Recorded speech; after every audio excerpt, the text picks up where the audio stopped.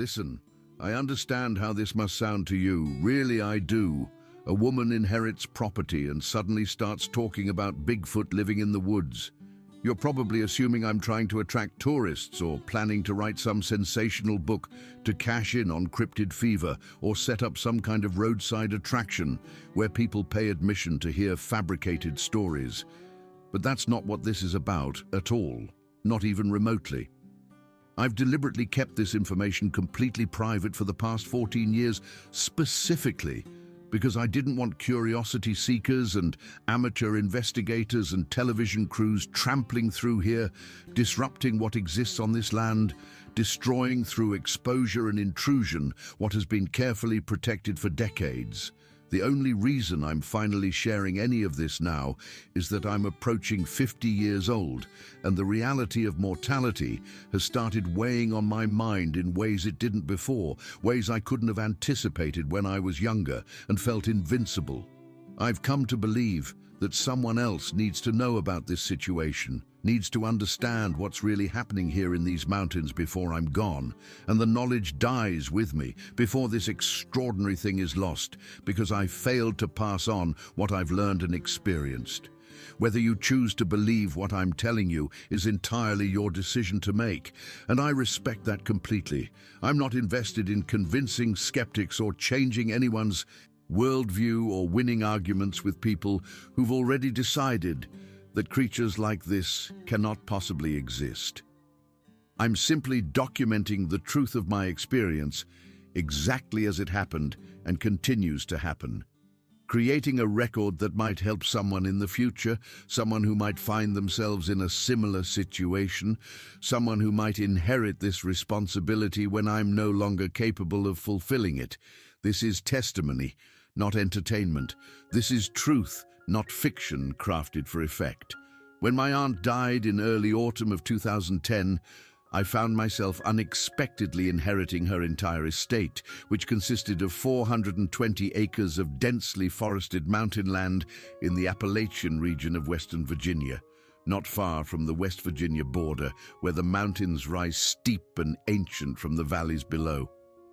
The call came from her lawyer, a man I'd never met, on a Tuesday afternoon, while I was sitting in my cubicle staring at spreadsheets that felt meaningless. "Your Aunt Catherine has passed away," he said, "and you're the sole beneficiary of her estate." I'd barely known my aunt, had seen her maybe 5 times in my entire life, at family gatherings she reluctantly attended, always seeming uncomfortable in those settings, always departing early with vague excuses. She was my father's younger sister, and they'd never been close after she'd moved to the mountains in the mid-1970s following her divorce. The family had mostly written her off as eccentric, the odd one who'd chosen isolation over normal life, who'd rejected conventional success and stability for some incomprehensible reason no one understood. My aunt had lived alone on that property for nearly 35 years after her divorce, rarely venturing into the small town 15 miles away, except when absolutely necessary to purchase supplies she couldn't produce herself, things like flour and coffee and tools that required manufacturing she couldn't replicate in isolation. The local residents considered her eccentric at best and possibly mentally unstable at worst. One of those mountain hermits who'd rejected society and human companionship for reasons that marked them as damaged or strange. But the truth, which I would only come to understand much later, was that she simply valued her privacy above everything else and had grown weary of human society with all its complications and hypocrisies and endless demands for conformity to expectations she found suffocating. She'd found something in those mountains, something that made conventional human society feel shallow and meaningless by comparison. She left everything to me in a meticulously prepared will that ran 15 pages and detailed every aspect of the property transfer, along with the modest cabin she'd constructed with her own hands over the course of several years in the early 80s, using lumber harvested from the land itself, and included a handwritten letter that contained only one sentence of instruction that I initially dismissed as meaningless philosophical rambling. The sentence read, "Give the mountain time to accept you and honor what you find there." At the time I received this cryptic message, sitting in the lawyer's office signing document after document, I had absolutely no framework for understanding what she meant. I assumed she was speaking metaphorically about adapting to rural life, the adjustment period required when transitioning from urban environments to remote isolation, or perhaps making some philosophical statement about patience and observation in natural settings, about learning to slow down and pay attention to rhythms different from city life. I certainly didn't imagine she was giving me literal instruction about something extraordinary living on that property, something that would require specific protocols and approaches. I was 34 years old then, trapped in a soul-crushing administrative position at a corporate office in Richmond, spending 40 hours a week minimum, often more like 50 or 55, in a beige cubicle under harsh fluorescent lights that gave me headaches, performing tasks that felt utterly meaningless and disconnected from anything that mattered in the world, contributing nothing of value to society or to my own sense of purpose and fulfillment. I processed paperwork and attended meetings and wrote reports that no one read, and participated in corporate initiatives that existed only to justify someone's job or create the appearance of productivity. The work was mind-numbing in its tedium, soul-destroying in its pointlessness. I'd wake up every morning with a sense of dread, knowing I had to go back to that office, sit in that cubicle, pretend to care about things that didn't matter. The prospect of doing this for another 30 years until retirement felt like a prison sentence, a slow death of everything that made life worth living. The prospect of owning all that mountain land represented a possibility of escape that felt almost miraculous, an opportunity to completely restart my life along different principles, to live according to values I actually believed in, rather than corporate expectations and social conventions I'd never agreed to follow. It felt like a door had opened in a wall I'd been staring at for years, a way out of a trap I'd walked into without fully realizing what I was giving up. An escape from fluorescent lights and spreadsheets and meaningless meetings and the constant low-level anxiety that had become my normal state of being. A chance to live differently, to find out what life might feel like if I made choices based on what actually mattered to me, rather than what society said I should want. I submitted my resignation within 3 weeks of receiving the inheritance paperwork, writing a brief letter that gave 2 weeks' notice and cited personal reasons for leaving. My supervisor seemed baffled, tried to talk me out of it, offered me a raise and a promotion that would have meant more money, but also more responsibility and more time trapped in that building. I declined politely and worked my remaining days, clearing out my desk, deleting files, wrapping up projects that would be reassigned to someone else who would care as little as I had.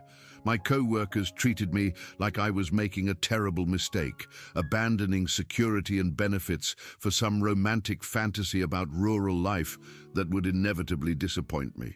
They asked what I would do for money, for health insurance, for social connection. They warned me about isolation and boredom and the harsh realities of living without modern conveniences. I smiled and nodded and didn't try to explain that those conveniences felt like chains, that isolation sounded like paradise compared to open-plan offices and forced socializing, that boredom would be preferable to the chronic anxiety I'd been living with. I methodically packed up everything that mattered from my small one-bedroom apartment, which turned out to be surprisingly little. Most of what I owned was furniture and electronics and clothes that seemed designed for the life I was leaving rather than the one I was entering. I sold or donated most of it, keeping only essentials, books, camping equipment, tools, warm clothes suitable for mountain winters. I said goodbye to the few friends I'd managed to maintain despite my chronic dissatisfaction with city life. People I'd known for years, but had never been truly close to. Relationships that felt surface level and maintained more from habit than genuine connection. They wished me luck with the kind of tone that suggested they thought I was making a huge mistake, but were too polite to say so directly. And then I loaded everything I was keeping into my aging Toyota pickup truck and drove west into the mountains to begin whatever this new chapter of existence would become. Driving away from Richmond with a feeling of liberation so intense it was almost frightening in its power.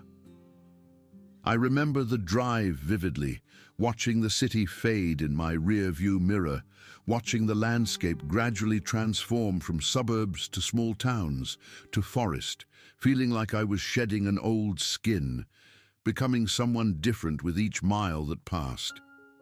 The adjustment was considerably more challenging than I'd naively anticipated. There was no internet connectivity whatsoever, cell phone service was unreliable at best and completely absent in most parts of the property, and my nearest neighbor lived roughly 12 miles away down a rutted dirt road that became completely impassable during heavy rain or winter snow.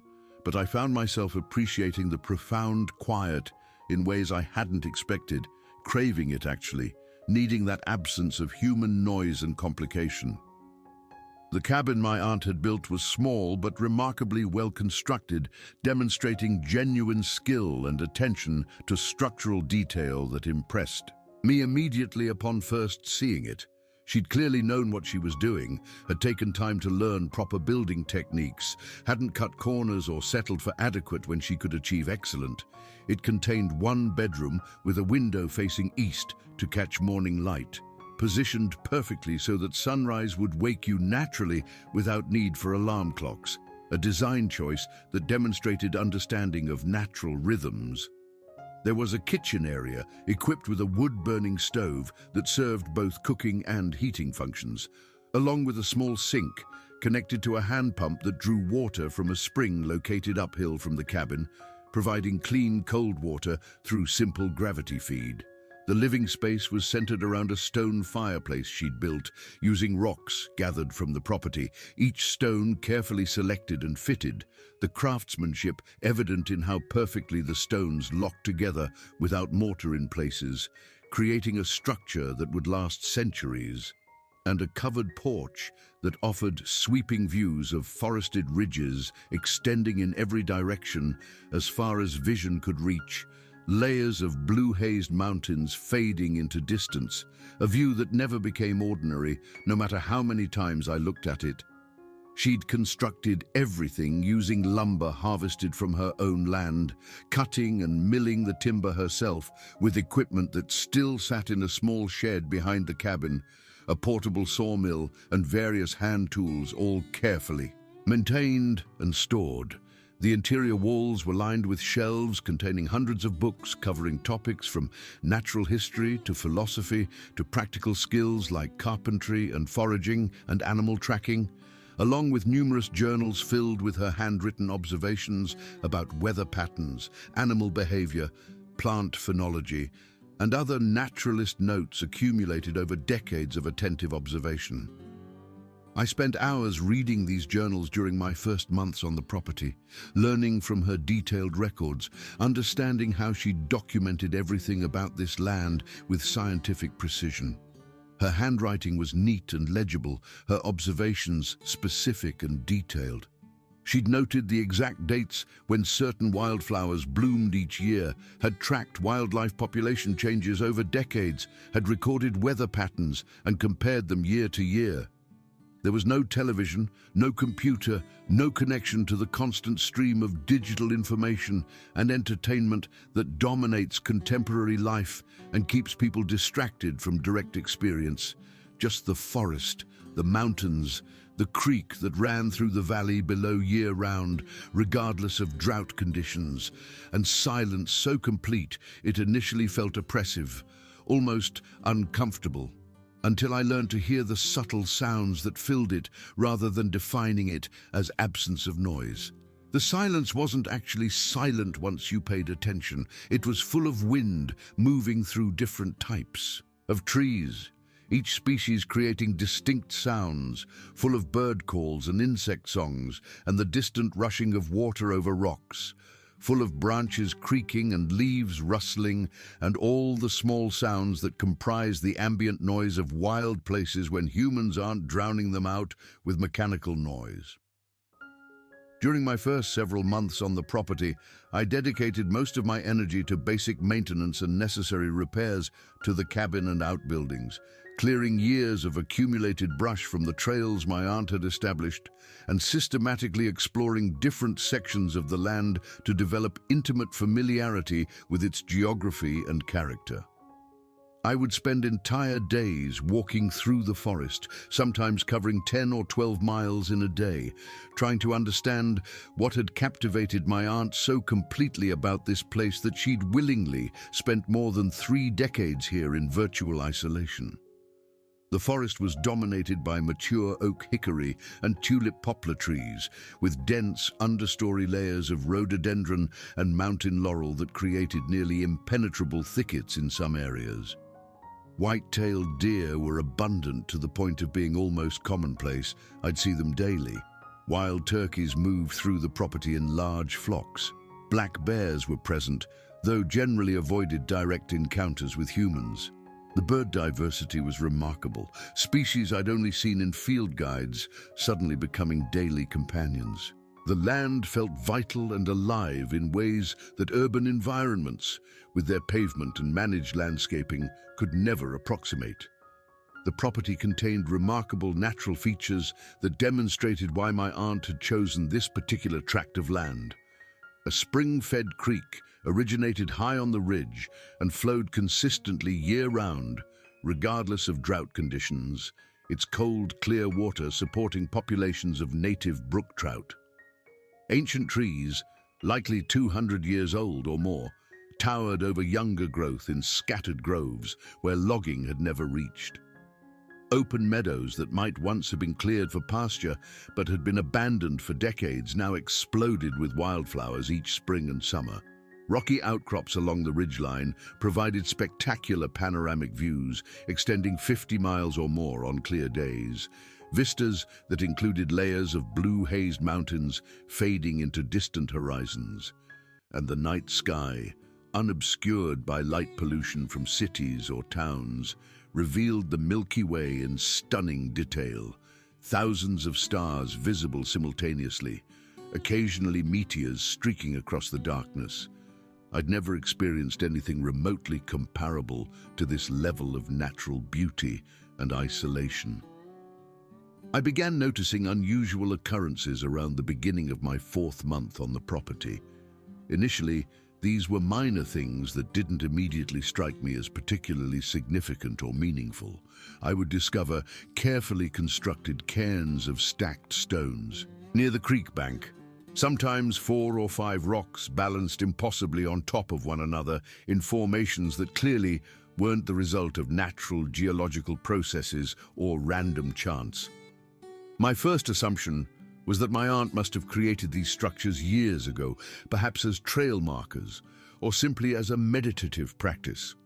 But the property boundaries were clearly posted with no trespassing signs, and there were no hiking trails or public access easements that would explain visitors creating these markers. Then I started encountering arrangements of broken branches that appeared overnight in locations where I'd walked the previous day. Branches deliberately bent and woven together to form distinct X-shaped patterns or arched structures, definitely not the random result of storm damage or falling limbs. I tried to rationalize these findings as natural phenomena, perhaps deer rubbing velvet from their antlers or bears marking territory, but the explanations felt inadequate and unconvincing, even as I told them to myself. The branches were positioned too high off the ground, sometimes 8 or 9 feet up in trees. The patterns showed too much intentionality and complexity. These were manipulated deliberately, with significant strength and patience, by something capable of reaching high into trees and weaving living branches together without breaking them. I also discovered tracks that didn't correspond to any wildlife species I could identify through my field guides or online research. These were enormous impressions in soft mud near the creek and in patches of bare soil along the trails, measuring at least 17 inches in length and showing 5 distinct toe marks, along with what appeared to be a clear heel impression. They were far too large to be black bear tracks and completely wrong in shape and proportion. Too wide, too human-like in configuration despite the size.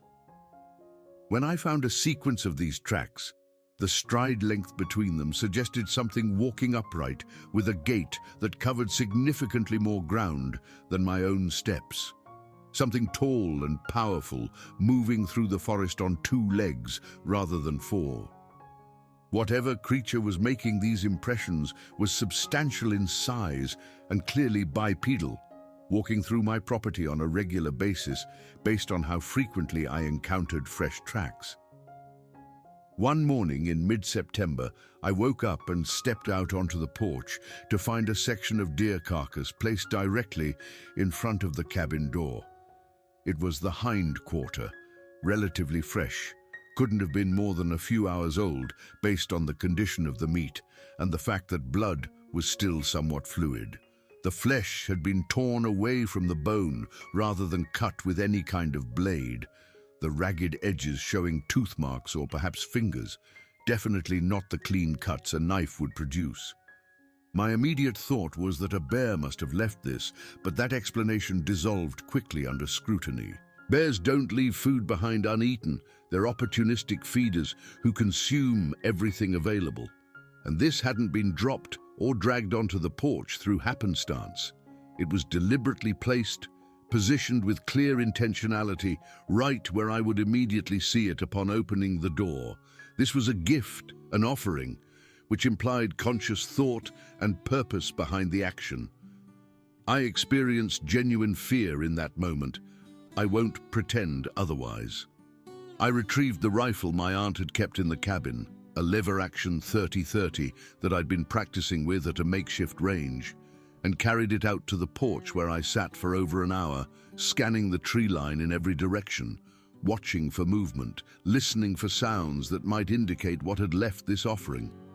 Nothing stirred except wind moving through leaves and the normal ambient sounds of the forest, birds calling, the distant creek burbling over rocks.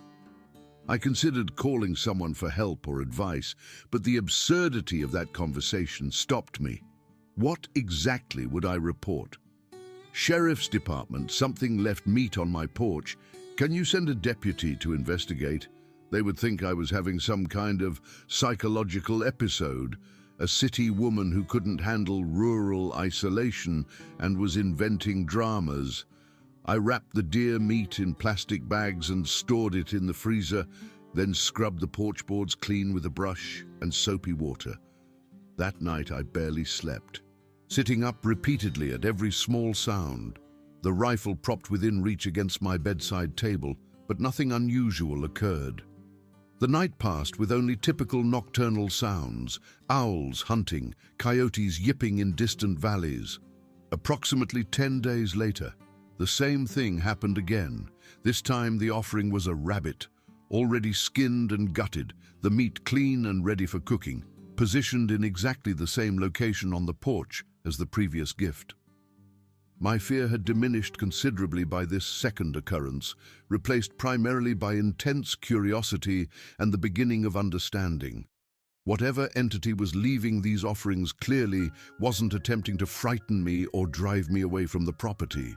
If harm or intimidation were the intention, there were countless opportunities for a large, powerful creature to accomplish that objective easily. I was vulnerable here, alone and isolated, far from any possibility of assistance. But instead of threatening behavior, I was receiving food, sustenance, provisions that required effort and skill to acquire. This indicated intention and thought, possibly even what might be interpreted as kindness or welcoming gesture from something that recognized my presence and was choosing to interact positively. I made a decision that felt simultaneously intuitive and slightly absurd. I would reciprocate, would offer something in return, would attempt to establish communication through this exchange of gifts. The logic of this decision was murky even to myself, operating more on instinct than rational planning, but it felt correct in ways I couldn't fully articulate. I selected several apples from the supply I'd brought from town, walked to the edge of the clearing where forest growth began, and carefully arranged them on a flat boulder that jutted from the ground. Then I returned to the cabin and positioned myself at the window where I could observe the boulder without being obvious about my surveillance. I felt ridiculous, like someone trying to befriend a ghost or attempting to communicate with an entity that probably didn't exist outside my imagination. But I couldn't shake the powerful intuition that something real and intelligent was reaching out, attempting to make contact, and that responding appropriately mattered more than maintaining skeptical detachment. Nothing happened for hours. Afternoon faded into evening into full darkness, and eventually I gave up my vigil and went to bed, uncertain whether this experiment had been foolish waste of effort or the beginning of something significant. When I emerged from the cabin the following morning and walked to the boulder to check, the apples had vanished completely. In their place sat a neat arrangement of wild pawpaw fruits, several handfuls of them positioned in a small pyramid on the exact spot where I'd left my offering. My heart began racing, pulse quickening, with a combination of excitement and disbelief and something approaching awe.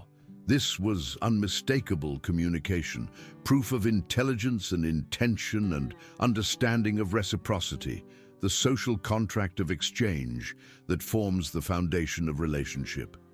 Something in these mountains was consciously reaching out to me, deliberately making contact, demonstrating comprehension of gift-giving as a form of language and connection. I maintained this pattern of exchange consistently over the following weeks and months. Every few days, I would leave something at that boulder, or sometimes in other locations around the clearing, fruit and nuts and bread, and occasionally cooked food left over from my meals. And every single time, without fail, whatever I left would be taken, and something would be left in its place. More wild fruits, unusual varieties I hadn't known grew on the property. Perfect pine cones arranged in geometric patterns. Once a bird's nest that had fallen intact from a high branch, delicate and complex in its construction. Once a collection of smooth river stones in different colors, white and gray and pink and green, arranged in a perfect circle. These exchanges became a ritual that structured my days, gave me something to anticipate, made me feel less isolated despite the absence of human contact. I was no longer alone on this mountain. I was in dialogue with something, sharing space and establishing relationship, even if I still didn't fully understand what that something was. The night I actually witnessed the creature itself was in late October, about 7 months after I'd moved onto the property. 7 months of gradual acclimatization to this place and its rhythms. 7 months of slowly learning to see and hear and understand what the forest was telling me. I was sitting on the porch after finishing dinner, wrapped in a heavy wool blanket against the chill autumn air that carried the sharp scent of frost that would come before morning. Drinking tea that had gone lukewarm while I'd been distracted by the emerging stars and watching stars emerge one by one as twilight deepened into full night. Each point of light becoming visible as darkness completed its takeover of the sky. The forest around me was relatively quiet in that particular way October evenings become. Just the usual sounds of owls beginning their hunts with their questioning hoots and harsh screams, crickets providing their ambient rhythm that would continue until hard freeze silenced them for the season. Occasional distant coyote vocalizations drifting across valleys like wild laughter carried on wind. Then I heard something moving through the trees to the north of the cabin, something that made no attempt at stealth or concealment, something that clearly wasn't concerned about being heard or detected. Branches snapped audibly under significant weight, loud cracks that echoed through the quiet evening, sounds that made clear whatever was approaching was massive and moving without particular care. Heavy footfalls created vibrations I could feel through the porch boards, even at a distance, rhythmic impacts that suggested something large and bipedal rather than the quadrupedal gait of deer or bear. My first instinct was that an elk had wandered onto the property. They occasionally passed through from neighboring lands during their seasonal movements, but the rhythm of movement was completely wrong for an elk or any other four-legged creature I knew. This was bipedal locomotion without question, 2 legs, not 4, heavy, deliberate steps that suggested substantial mass moving in an upright posture, walking the way humans walk, but heavier, each step carrying more weight than any human could weigh. My heart started racing, adrenaline flooding my system with that particular electric feeling that comes with potential danger or extraordinary events, making my hands shake slightly and my breathing quicken. I stood slowly from my chair, instinctively reaching for the rifle that I'd begun keeping propped against the porch railing after those earlier, unusual occurrences, my hand closing around the familiar, worn wood of the stock. But something stopped me from actually picking it up, lifting it, chambering around. Some intuitive sense that displaying a weapon would be the wrong response in this moment. That whatever was approaching wasn't a threat in the way bears or mountain lions might be threats, that this situation called for openness rather than defensive posture. My hand released the rifle, and I stood there empty-handed, vulnerable, waiting to see what emerged from the darkness. The footsteps halted at the edge of the clearing, perhaps 60 feet from where I stood frozen on the porch, my breath visible in the cold air, my heart hammering so hard I could feel the pulse in my throat. I could see a shape in the darkness where forest met clearing, tall and broad. But insufficient moonlight prevented detailed observation, reduced the figure to a silhouette against slightly less dark background, a shadow among shadows. But even as a silhouette, the shape was unmistakable in its wrongness, its impossibility. The shape was massive. That much was immediately obvious, even without clear details. Towering at least 8 or 9 feet tall from what I could estimate, maybe more, height that made me feel small and vulnerable in a way I hadn't experienced since childhood. The shoulders were wide, broader than any human's, broader than seemed physically possible, suggesting strength and power beyond anything I'd encountered. This wasn't an animal standing on hind legs temporarily. This was a bipedal creature, something that walked upright naturally, something that belonged in mythology and legend, rather than standing 60 feet away from me in documented reality. We remained in that frozen tableau for what felt like an eternity, but was probably only 30 or 40 seconds. Me standing motionless on the porch, barely breathing, my entire body tense with the effort of remaining still. The shape standing equally motionless at the forest edge, both of us assessing the other across the space that separated us, trying to understand what this encounter meant. What would happen next? Whether this was beginning or ending of something? The silence was absolute, except for my heartbeat thundering in my ears and the slight sound of wind moving through nearby trees. Time seemed to slow or stop entirely, the moment extending and stretching until it felt like we'd been standing like this forever, like we might stand like this for the rest of time. 2 beings from different worlds sharing space and attention. Then the shape moved slightly, shifting weight from one leg to the other in a gesture that seemed almost nervous or uncertain, very human in its quality, despite coming from something decidedly not human, and made a sound that changed everything I thought I understood about this situation. The vocalization wasn't aggressive or threatening, wasn't a roar or growl or any sound that indicated danger or hostility. It was a low vocalization that seemed to carry meaning I couldn't translate, complex and modulated, almost like words in a language I didn't know, sounds that rose and fell with what seemed like intentional phrasing, communication rather than simple animal noise. The sound conveyed something I was certain of, that even though I couldn't identify what was being communicated, some combination of curiosity and caution and possibly even greeting, though I might have been reading too much into sounds that meant nothing I could comprehend.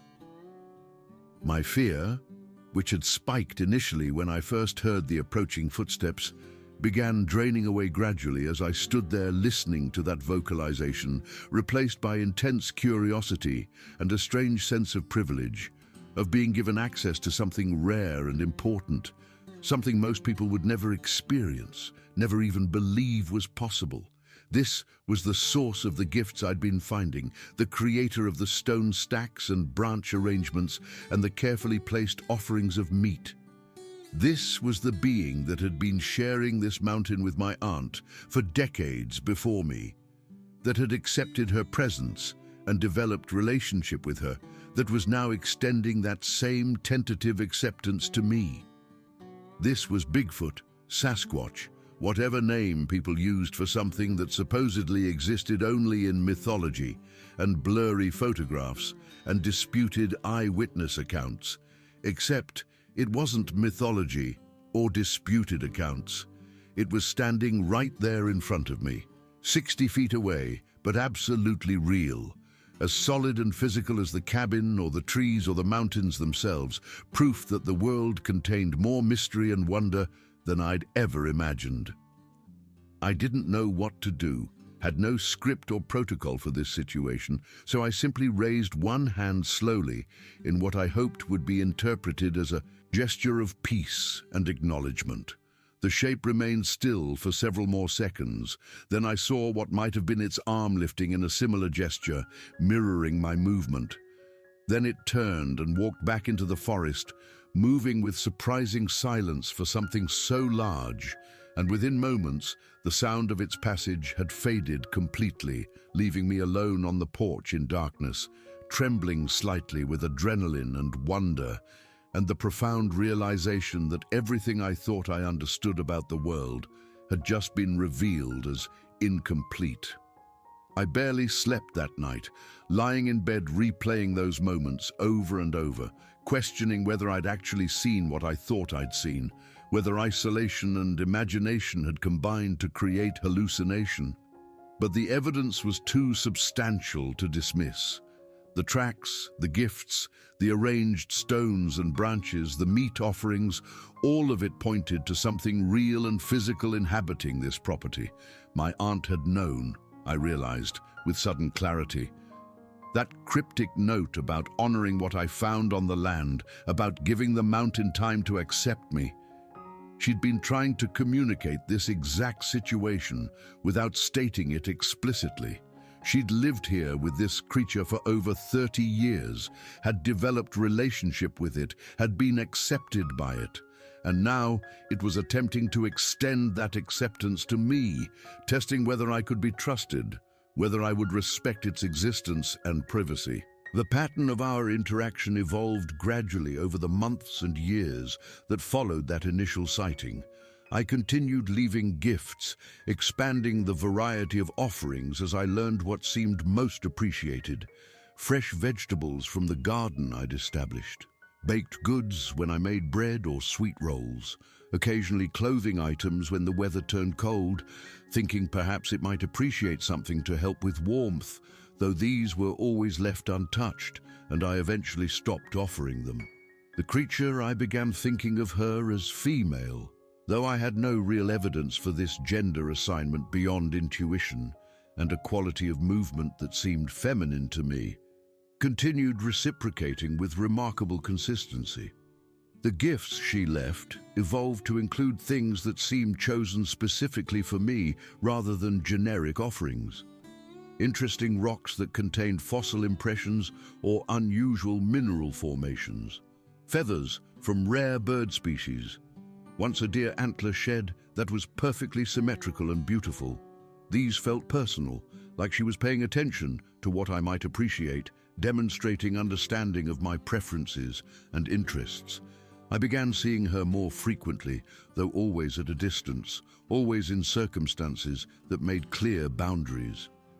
She would appear at the edge of the clearing in early morning or evening twilight, standing motionless while we observed each other across the space between us. Never approaching closer than 40 or 50 feet, always maintaining that buffer zone that presumably felt safe to her.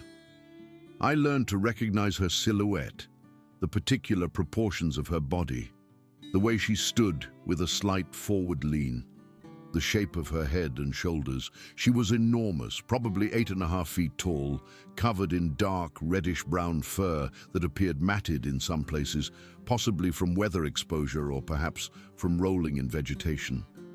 Her face, when I occasionally glimpsed it in better light, was simultaneously human and not human, with a heavy brow ridge and broad, flat nose, but eyes that conveyed unmistakable intelligence and emotion, awareness and intention that transcended animal instinct. One incident in particular solidified our relationship and demonstrated that she was actively watching over me in ways that went beyond simple coexistence or passive tolerance of human presence on her territory. It was early spring, probably my second year on the property, when I was still learning the land and making mistakes about safety and awareness that more experienced time would have taught me to avoid. And I was several miles from the cabin, working on clearing a section of trail that had become overgrown during winter months, when heavy snow and fallen branches had blocked paths I'd established the previous year.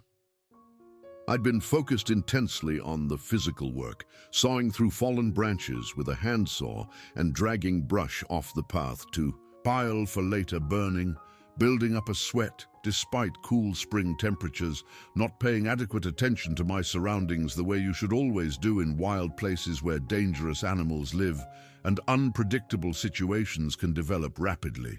A black bear, probably a mature male based on the size, which I estimated at over 300 pounds, emerged from thick undergrowth approximately 20 feet away from where I was working, appearing with that sudden stillness that large predators can achieve, one moment invisible and the next moment fully present, standing there watching me with small, dark eyes that showed no fear and possibly hostility.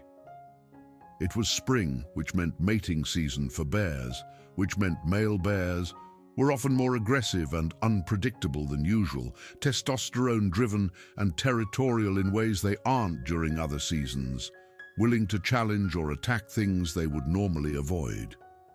This particular bear stood on its hind legs immediately, a display meant to establish dominance and intimidate threats, rising to its full height, which put its head level with mine despite the distance between us, making itself look as large and dangerous as possible, and made a huffing sound that clearly communicated aggression rather than curiosity, a sound that said I was in its space and it didn't appreciate my presence.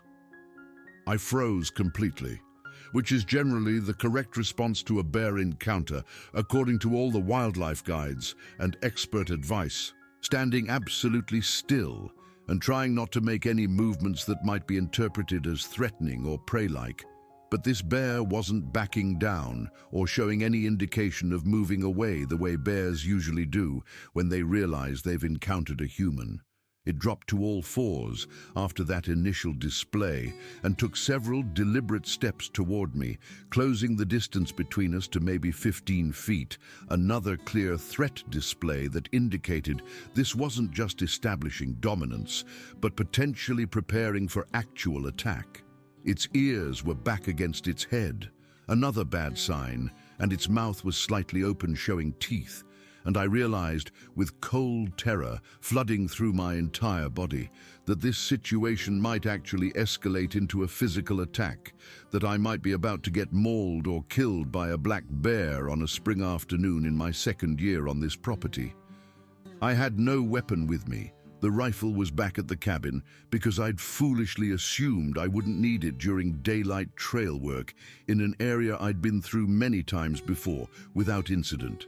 And I was far enough from the cabin that even if I ran, I wouldn't reach safety before the bear caught me, Bears can run over 30 miles per hour, and I certainly couldn't maintain even half that speed over rough terrain. My mind was racing through options, all of them bad, wondering if I should try to make myself larger, try to back away slowly, try to climb a tree, though bears climb better than humans, try to fight if attacked, though fighting a 300-pound bear with nothing but a handsaw was suicide. All of these calculations happening in seconds while the bear continued its advance, and I stood frozen with fear. Before I could decide on any response, before I could turn to run, or try to make myself larger, or attempt any of the recommended bear encounter protocols that probably wouldn't work anyway in this situation, something massive crashed through the forest from my right side with shocking speed and power, branches breaking and ground shaking with the impact of its passage. The Bigfoot appeared, moving with speed that seemed impossible for something so large, covering ground faster than I would have thought possible, and positioned herself between me and the bear in a protective stance that was unmistakable in its intention. She put her body directly in the path of threat, deliberately placing herself at risk to shield me from danger, making herself the target, instead of allowing the bear to continue its approach toward me. She made a vocalization that was like nothing I'd ever heard before or since. A roar combined with something else, something that carried layers of meaning and emotion, a sound that communicated authority and warning and unmistakable threat all at once, a sound so powerful and primal that I felt it resonating in my chest cavity, vibrating in my bones, triggering every ancient fear response humans carry from our evolutionary past when we were prey as much as predator. The bear's reaction was immediate and absolute. It immediately backed down, dropping its aggressive posture entirely and retreating into the undergrowth in obvious submission or possibly outright fear, moving away as quickly as it had appeared, disappearing within seconds with crashing sounds that faded rapidly into distance, fleeing from the Bigfoot with obvious terror or at least complete unwillingness to challenge her. The entire encounter had lasted maybe 30 seconds from the bear's appearance to its retreat, but those 30 seconds had contained an entire lifetime of terror and then overwhelming relief and gratitude. The Bigfoot remained in her protective stance for another moment, then turned to look at me, and our eyes met directly for the first time. Her eyes were dark brown, almost black, but with depth and intelligence that was startling in its humanity. She held my gaze for several seconds, and I understood without words that she was checking whether I was injured, whether I was okay. I nodded, which seemed to satisfy her, and she turned and walked back into the forest, leaving me standing on the trail, shaking with adrenaline and gratitude and overwhelming emotion. That incident changed everything, transformed our relationship from cautious coexistence to something that felt like genuine care and protection. She had intervened to save my life, had put herself between me and danger without hesitation, had protected me the way you might protect family or someone under your guardianship. From that point forward, I understood that we weren't simply two beings sharing space on the same property. We were connected in ways that transcended species difference, bound by mutual recognition and developing trust. As years passed, our relationship deepened in subtle but meaningful ways. I learned to interpret the different sounds she made, various hoots and grunts that seemed to carry distinct meanings I couldn't fully translate, but could generally comprehend in context. A particular ascending hoot meant she was nearby and aware of my presence. A lower grunt seemed to indicate contentment or acknowledgement. A sharp, bark-like sound served as warning that something potentially dangerous was in the area, usually other bears or once a mountain lion passing through. I developed my own repertoire of sounds and gestures that she appeared to understand. A whistle that meant I'd left food for her, a raised hand that signaled peaceful greeting, standing still on the porch after dark that indicated I was receptive to her presence if she chose to come closer. Winter was particularly significant in terms of our developing bond. My second winter on the property brought a severe storm system that lasted nearly 5 days, dumping over 3 feet of snow and creating whiteout conditions that made even stepping off the porch dangerous.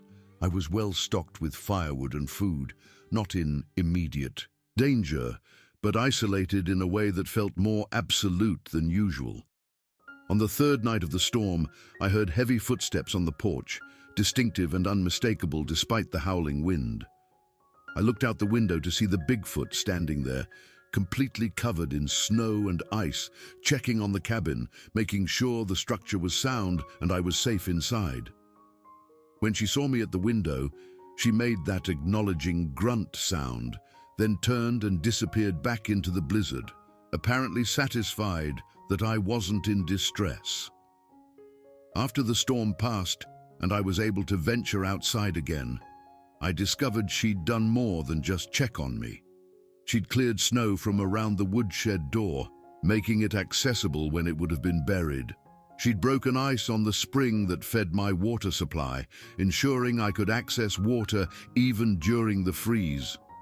These were deliberate, helpful actions that demonstrated planning and concern for my welfare, proof that she'd been thinking about my needs and taking specific actions to help me survive the storm successfully.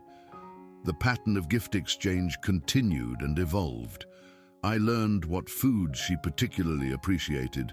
Honey was clearly a favorite, and she always took smoked fish when I offered it. She began leaving gifts that felt increasingly personal and thoughtful. Once she left a piece of birch bark with what appeared to be deliberate markings scratched into it, possibly an attempt at communication or art. I couldn't determine which. Collections of useful herbs that I recognized from my aunt's journals as having medicinal properties, wild ginseng root and bloodroot, and various others. Once a nearly perfect quartz crystal, she must have found somewhere on the property, clear and unblemished, that caught and refracted sunlight beautifully when I placed it on the windowsill. I also discovered she'd apparently been protecting the property from human intrusion. Twice, I found evidence that hunters had attempted to cross onto my land despite the posted boundaries, game cameras set up near the property line, and tree stands erected in strategic locations. Both times, these items had been systematically destroyed. Cameras smashed and tree stands torn down before I'd even discovered them. The Bigfoot was actively patrolling the boundaries, preventing encroachment, maintaining the isolation and privacy that allowed her to live here undisturbed. This protective behavior extended to me by extension. She was guarding both her own territory and my safety as resident of that territory. People occasionally ask me on my infrequent trips to town for supplies how I manage living alone so far from everything, whether I get lonely or afraid. I tell them I enjoy the solitude, which is true but incomplete. I don't mention that I'm not actually alone, that I share this mountain with something remarkable, that loneliness isn't possible when you're in relationship with another conscious being who demonstrates consistent care and attention. How could I explain that without sounding delusional? Who would believe that a Bigfoot checks on me during storms, leaves me gifts, protects my boundaries, saves my life from dangerous wildlife? The story sounds absurd even to my own ears sometimes, despite living it daily. I haven't told a single person about this situation in all these years, have maintained absolute secrecy about what exists on this property. The temptation to document everything, to gather evidence and prove to the world that these creatures are real, has occasionally been strong. But I understand what would happen if I gave in to that temptation. Researchers would descend on this place, camera crews and scientists and curiosity seekers, all wanting to study and document and capture proof. The Bigfoot would be driven away, her home destroyed, her peace shattered. Or worse, someone might try to capture her, to study her as a specimen, to confine something wild and free in the name of scientific knowledge. I won't be responsible for that. I won't betray the trust she's placed in me and in my aunt before me. This relationship, this understanding we've developed is worth more than any amount of fame or recognition or scientific validation. My aunt understood this, I realize now. She lived here for 35 years, maintaining this exact same secrecy, protecting this creature, creating a sanctuary where something rare and remarkable could exist without human interference. She passed that responsibility to me, trusted me with something precious and irreplaceable, and I've dedicated my life to honoring that trust. The note she left about respecting what I found on the land, about giving the mountain time to accept me, was her way of preparing me for this reality, without stating it explicitly in case the wrong person read those words. I saw the Bigfoot yesterday evening, actually. She appeared at the clearing edge right around sunset, silhouetted against the orange and purple sky, standing in her characteristic, slightly forward-leaning posture. We've developed a routine for these encounters. I sit on the porch steps. She stands at the tree line, and we spend time together in comfortable silence, no need for words or sounds, just mutual presence and acknowledgement. Sometimes these sessions last only a few minutes. Sometimes we remain like that for an hour or more, watching the sky darken, listening to the forest transition from day to night, existing together in that liminal space between human world and wild world. Last night, she stayed for nearly an hour. The moon rose, nearly full, providing enough light that I could see her clearly, the texture of her fur, the shape of her face, the way her massive hands hung relaxed at her sides. At one point, she made that soft grunt that I've learned indicates contentment, and I made a similar sound back to her, our improvised language of simple acknowledgement. Eventually, she turned and walked unhurriedly up the slope toward the northern section of the property where the forest grows densest and most remote. I watched until she completely disappeared into darkness. Then I went inside, built up the fire against the evening chill, and sat thinking about how extraordinary and unlikely and precious this whole situation is. How fortunate I am to have inherited not just land, but a relationship, a trust, a responsibility that gives my life meaning and purpose. This is my life now, and I wouldn't change it for anything the conventional world might offer. My days are spent maintaining the property, tending my garden, reading and learning, walking the trails and checking boundaries. My evenings are spent often on the porch, sometimes alone with my thoughts, sometimes in the company of a creature that shouldn't exist but does, a being that has chosen to trust me and include me in her territory. It's a good life, maybe the best life I could have imagined. Certainly more meaningful than the career I left behind, more fulfilling than any relationship I had in the city, more real than anything I experienced in that previous existence that now feels like it belonged to a different person entirely. I think my aunt knew this would happen when she left me the property. I think she recognized something in me, some quality or capacity that suggested I could handle this responsibility, that I would protect rather than exploit, that I would honor the trust being offered. That's why she chose me over other family members who would have treated this land as a commodity to be developed or sold. She was passing on more than real estate. She was passing on a legacy of protection and care, a multi-generational commitment to preserving something rare and important, a sacred trust that transcended property ownership and became about guardianship of something precious and vulnerable. I hope I can do the same when my time comes. I hope I can identify someone worthy of inheriting this place, someone who will continue the work my aunt started and I've maintained. Someone who will protect the Bigfoot and keep the secret and ensure she can live in peace for whatever time she has remaining in this world.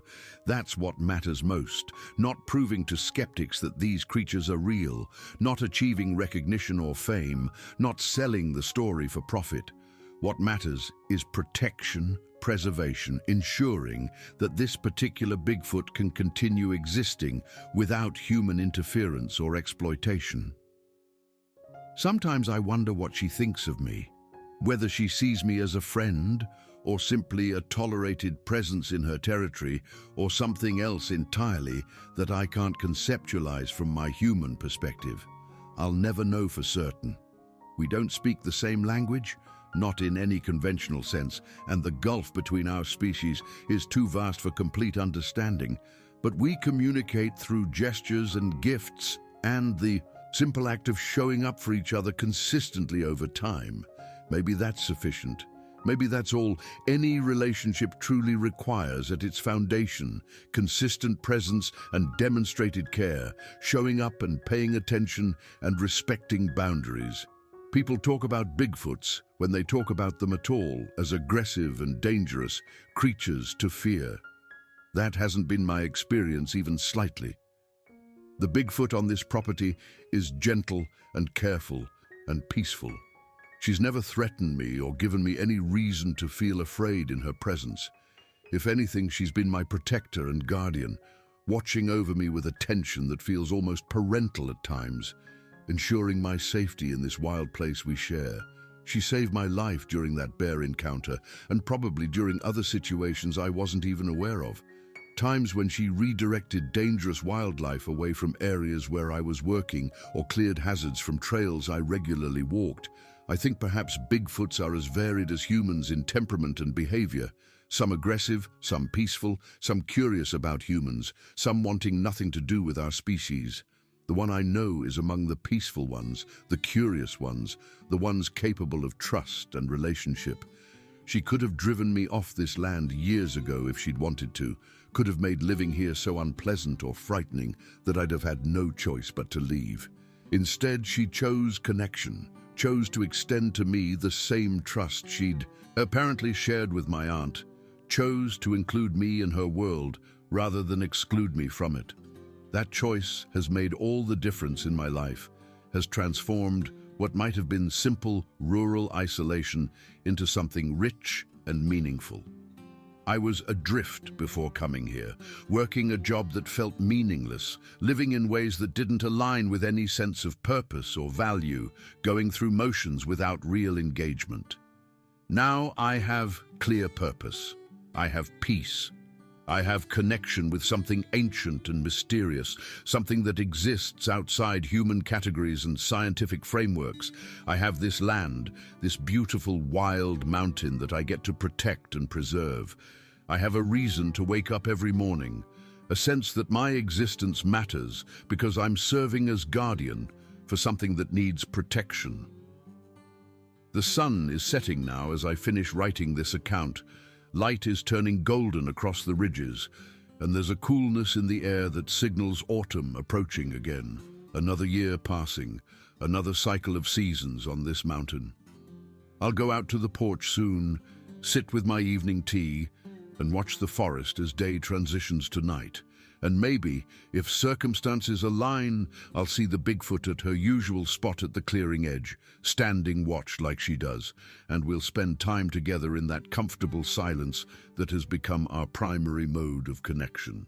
That's my hope anyway, that she'll appear tonight and tomorrow night and the night after. That this pattern we've established will continue for as long as both of us are capable of maintaining it. When I eventually grow too old to maintain this property alone, when my physical capabilities diminish to the point where I can no longer handle the demands of this life, I'll need to find someone worthy of inheriting this place and this responsibility. Someone who will care for the Bigfoot the way I have, the way my aunt did before me. Someone who understands what they're truly inheriting isn't just land, but a sacred trust that transcends ownership. Someone who recognizes the value of protection over proof, privacy over publicity, preservation over profit. Finding such a person won't be easy, but it's essential, because that's what all of this is really about ultimately. This isn't about proving anything to skeptics or gaining attention or making money from a sensational story. It's about protection. It's about preserving something rare and precious for as long as possible against a world that would destroy it through curiosity or exploitation or simple failure to understand what it represents. It's about honoring the trust that this Bigfoot has placed in me and in my aunt before me, trust that's been built gradually over decades through consistent demonstration of respect and care. It's about being a guardian, a keeper of secrets, a protector of something that the modern world would inevitably destroy if it knew this creature existed here. So if you're hearing or reading this account and thinking I'm delusional or fabricating stories or misinterpreting natural phenomena, that's acceptable to me. I've made peace with what people might think of my choices and beliefs.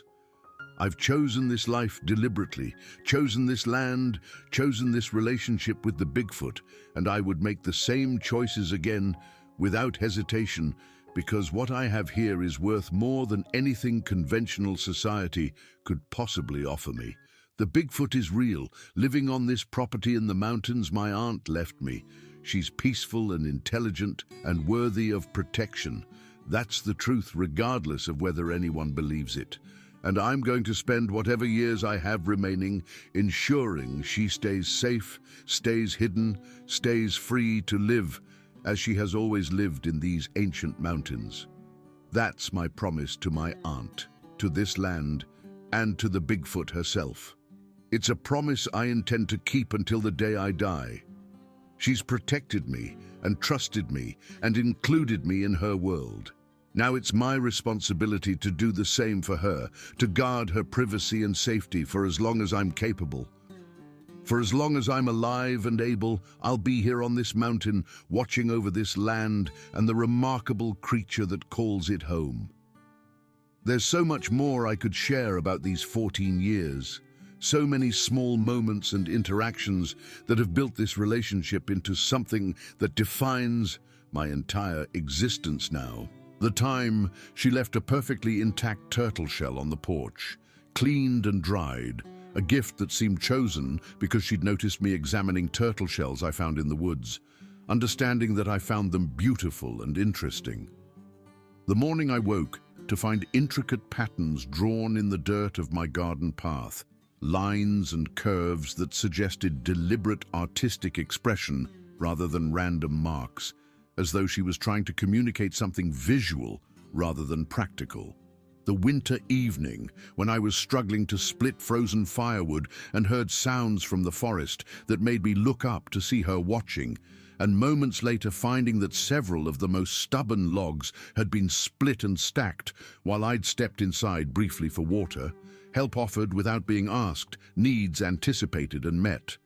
I've learned so much about her behaviors and patterns over these years, information that no researcher or documentarian will ever have access to, because I'll never reveal what I know to anyone who might exploit it.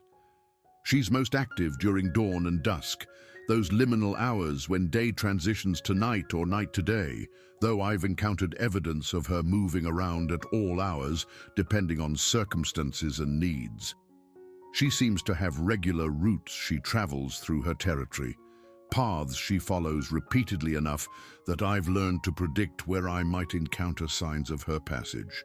She's primarily vegetarian, based on what she takes from the offerings I leave, showing strong preferences for fruits and nuts and certain vegetables, though the meat gifts she left early in our relationship and the way she cleanly processes deer carcasses indicates she's certainly capable of consuming meat when available or necessary. She appears to be solitary, which fills me with a certain sadness when I think about it too carefully. In all these years, I've never seen or found evidence of another Bigfoot on this property or in surrounding areas. No additional tracks, no signs of other individuals, no vocalizations that might indicate communication with others of her kind. Either she's alone by choice, preferring isolation the way some humans do, or she's alone because she's one of very few remaining individuals of her species in this region, possibly one of the last, which would make her even more precious and deserving of protection. The loneliness of that possibility haunts me sometimes, imagining her living year after year with no companionship from her own kind, only the occasional interaction with humans like my aunt and me, who happen to be receptive rather than threatening. I've thought extensively about why she chose to make contact with humans at all, what motivated her to reach out to my aunt originally, and then to extend that trust to me. The easy answer would be that she needs help, that solitary existence is difficult, and having humans who will provide food and watch for threats makes survival easier. But I don't think it's that simple or that purely practical. I think perhaps she's lonely, that even though we're different species, we're both social creatures who need connection and relationship to thrive. That complete isolation is damaging even for beings who prefer solitude. Maybe my aunt represented companionship of a sort, someone who was reliably present, who demonstrated care and respect, who could be trusted not to exploit or harm. Maybe in the absence of her own kind, interspecies friendship became valuable simply because it was better than nothing, better than complete aloneness. Or perhaps I'm projecting human emotional needs onto her, and the reality is completely different from what I imagine. Perhaps she views this relationship entirely differently than I do, sees me as something other than a friend, has motivations I couldn't begin to understand from my human perspective. That uncertainty is part of what makes this situation so fascinating and so humbling. I can observe and interact, but I can never fully understand, can never truly know what she thinks or feels or wants. There's a fundamental mystery at the core of this relationship that will never be completely solved, and I've learned to be comfortable with that ambiguity, to not need complete understanding in order to participate in something meaningful.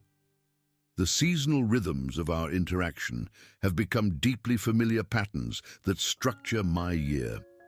Spring brings increased activity as she emerges from whatever winter shelter she uses.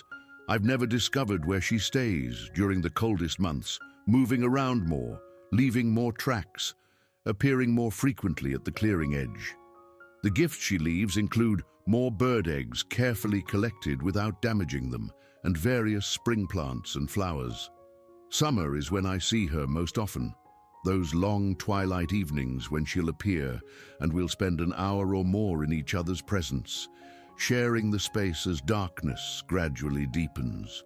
Autumn brings a change in the gifts to include more nuts and late-season fruits, hazelnuts and black walnuts and persimmons, as though she's sharing her harvest with me the way I share mine with her. Winter reduces contact significantly as she presumably conserves energy and stays closer to shelter, though she still checks on the cabin periodically based on tracks I find in snow.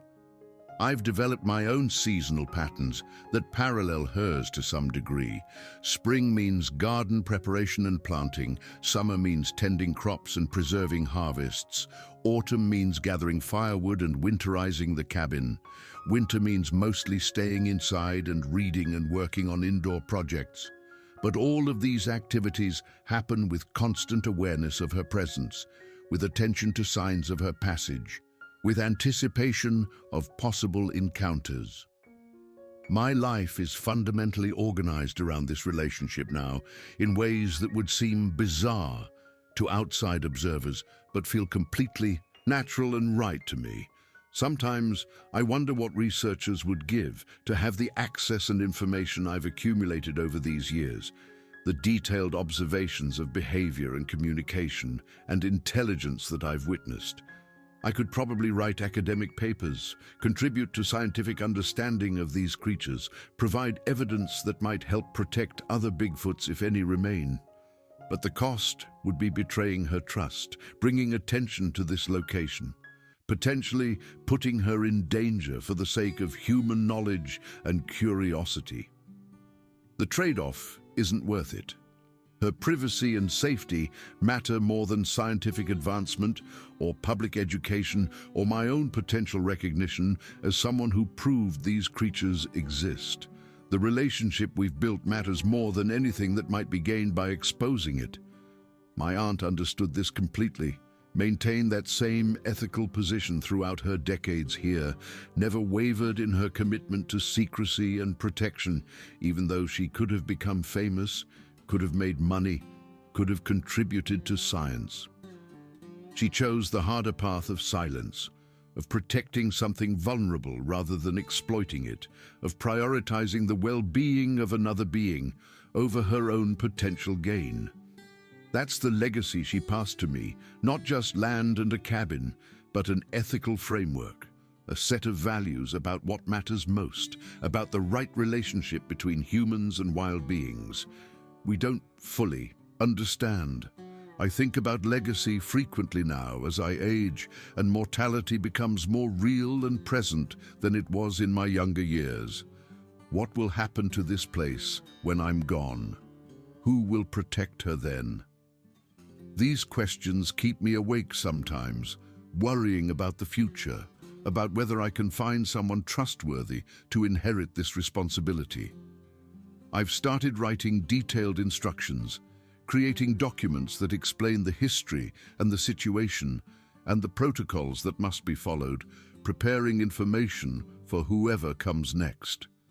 But can instructions really convey what needs to be conveyed? Can words on paper communicate the depth of this relationship, the importance of what's being protected, the care and patience required to maintain trust with a being who has every reason to fear humans? I don't have answers to these questions yet, but I'm working on them, trying to prepare as best I can for an uncertain future. Maybe I'll have 20 more years, time enough to find the right person and teach them everything they need to know through direct experience rather than written instruction. Maybe I'll have less time than that, and will need to trust that my preparations are adequate. Either way, I'm determined that this protection will continue beyond my life, that her safety won't end when I die. The sun has fully set now as I finish this account. Darkness complete, except for stars brilliant overhead and the faint glow of the fire through the cabin windows. The air is cold, autumn definitely approaching, carrying that particular scent of dying leaves and wood smoke that characterizes this time of year. I can hear the creek in the distance, running lower than it does in spring, but still constant, still providing its ambient music. An owl calls from the ridge above, another answers from the valley below. The forest is alive with night sounds, crickets and katydids and all the small creatures that emerge when darkness provides cover. And somewhere out there in that darkness, she's present, moving through her territory, or perhaps resting in whatever shelter she uses, living her life according to patterns and rhythms I only partially understand. Tomorrow I'll leave food for her at the usual spot, continue our pattern of exchange and reciprocity.